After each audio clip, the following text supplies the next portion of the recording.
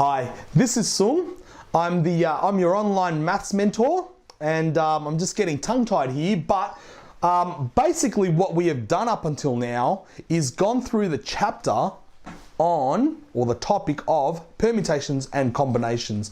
We've pretty much thoroughly covered permutations now, and what I do want to do is look at combinations and how combinations are slightly different from permutations. Now, you will have recalled that permutations is all about the number of arrangements that you can have. Yeah, the number of arrangements that you have are called a permutation, okay?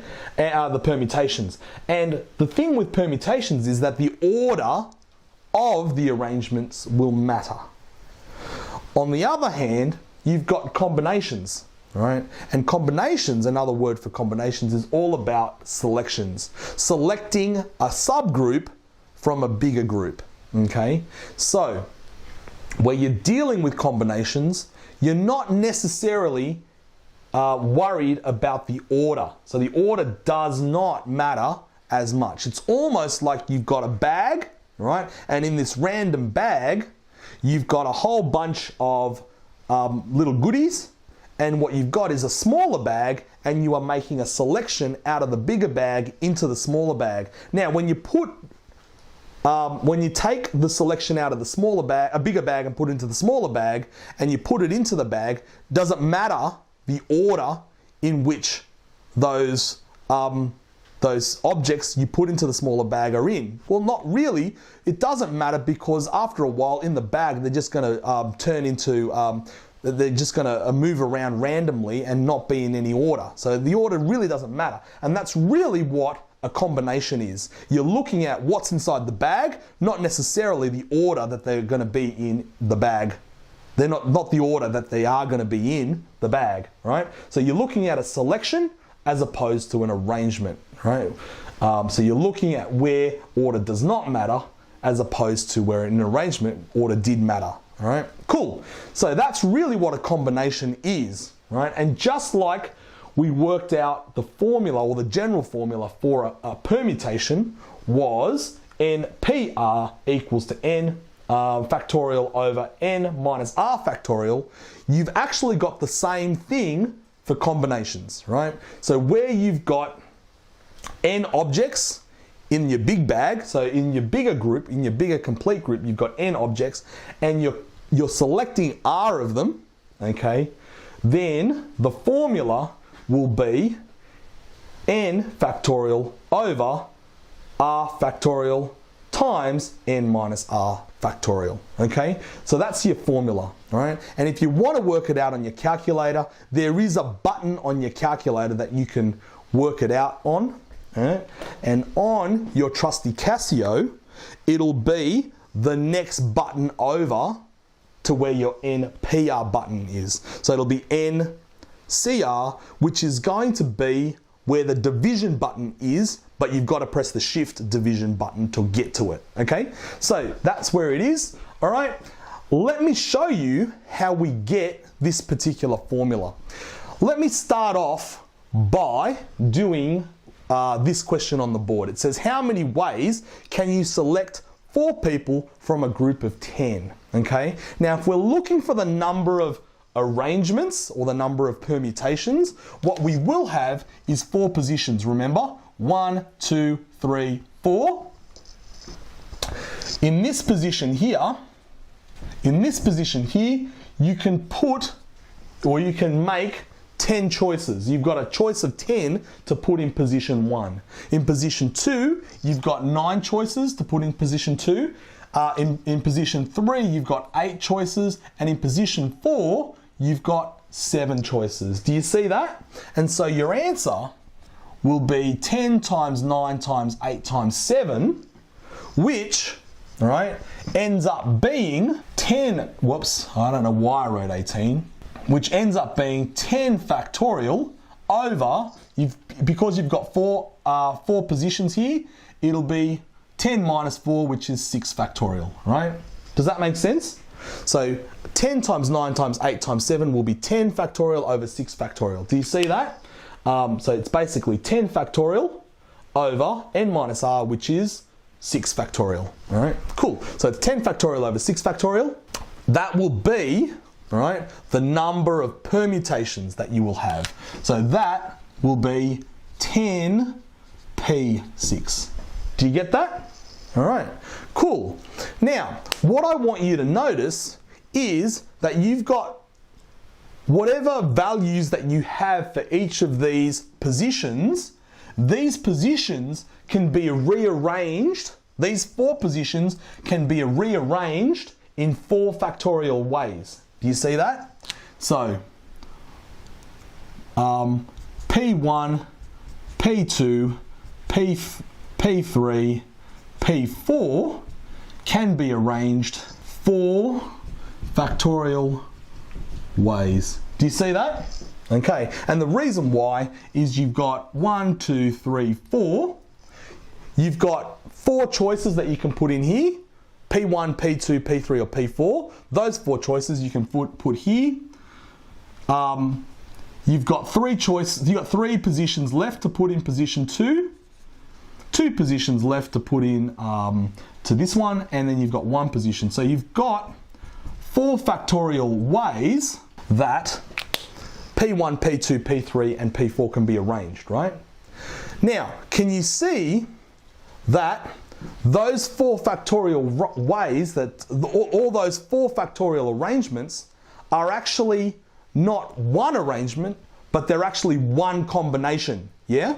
So if you were to put P1, P2, P3, and P4 into a bag, right, that's actually one combination. The fact that they get jumbled up, right, doesn't mean that you've got more than one combination. They're still the same combination. They're still the same elements in the same bag. They're one combination for 4 factorial arrangements. Does that make sense? So what you need to do is you need to take this, all right, 10p6, and you've got to put it on 4 factorial. Does that make sense? And that will give you 10, choose 6. That will give you the number of combinations where you choose 6 from 10. Okay? Good. Now, here's what I want you to notice. 10 choose 6 will also be equal to, another way you can write it is 10 factorial over 6 factorial over 4 factorial. Do you see that? 10 factorial over 6 factorial is your 10 choose 6. 10 choose the number of permutations where you choose 6 from 10. And then you've got to divide by 4 factorial. And so the number of combinations where you choose 6 from 10 is going to be 10 factorial over 6 factorial over 4 factorial, which is exactly what we have over here. Okay? And that's how you get this particular formula. The other thing that I wanted to bring to your attention is 10 choose 6 is actually, right, 10 factorial over 6 factorial over 4 factorial. Now 10 choose 4 is also the same thing. 10 factorial over 4 factorial over 6 factorial, which is, can you see that they're actually the same thing? Right? So in other words, if these two numbers add up to 10, right, they're actually going to be equal to each other. So in other words, if this number and this number add up to these numbers there, they're actually going to be equal to each other. Now, let me ask you a question. Can you think why that might be the case? Can you think why this and this are equal to each other? Let me give you a hint. If you choose 4 objects out of a pool of 10 objects, right, what are you left with on the other side? You're left with another combination where you've got 6 left over. Does that make sense? And so the number of combinations where you choose where you choose 4 will be the same as the number of combinations of whatever you have left over. Does that make sense? Yeah. So that is why 10 choose 6, or choosing 6 from a pool of 10 will give you the same number of combinations as choosing 4 from a pool of 10 as well. Okay, good. Yeah. So let's come over to this side. More generally speaking, how many ways can you select R people from a group of N people? Okay, so in other words, instead of using the numbers 4 and 10, we're going to use the letters R and N. All right, so instead of using the numbers 4 and 10, R and N. Okay, so basically what you've got is that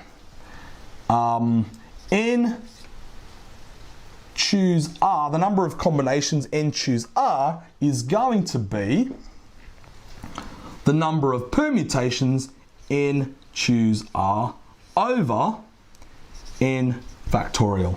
Okay, so it's the number of permutations divided by the arrangements of whatever selection that we made, right?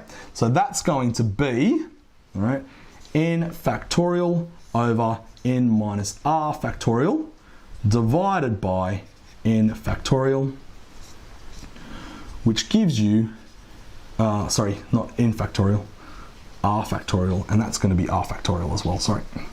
And that's going to be give you N factorial over N minus R factorial R factorial, okay? And that basically is the formula that we have over here, okay?